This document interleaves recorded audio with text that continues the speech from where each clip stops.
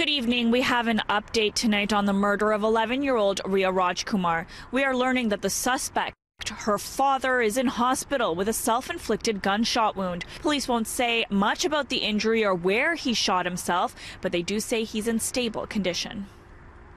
What condition is he in right now? Is he stable? Is he critical? I'm not 100% sure on his status, but to my knowledge, he was stable the last time we checked him. So have police been able to speak with him at all? No, he's been under the care of the hospital this entire time, and we're waiting for him to be medically cleared before we can move forward.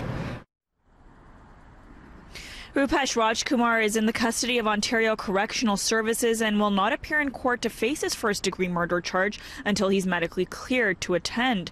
It was Thursday night when Ria's mother reported to police that she was concerned for the well-being of her daughter because Roopesh had made comments that he was going to harm himself and Ria. An Amber Alert was issued and police were able to locate Ria, but they were too late. Later that night, police also located the suspect. They tell us it wasn't immediately obvious that Roopesh had a gunshot wound. Once they realized, the SIU was contacted, but they have since determined they will not be invoking their mandate.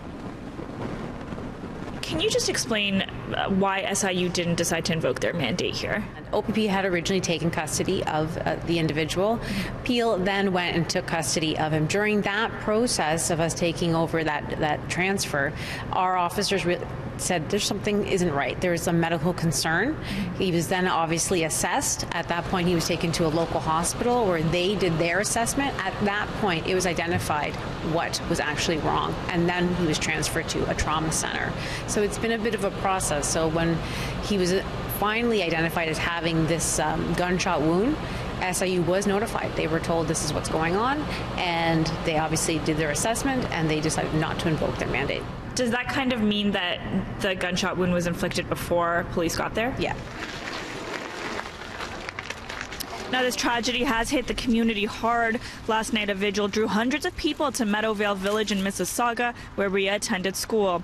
They lit candles, laid flowers, and said prayers for the young girl and her family. And police couldn't give us an estimate on when Roopesh may be stable enough to attend court.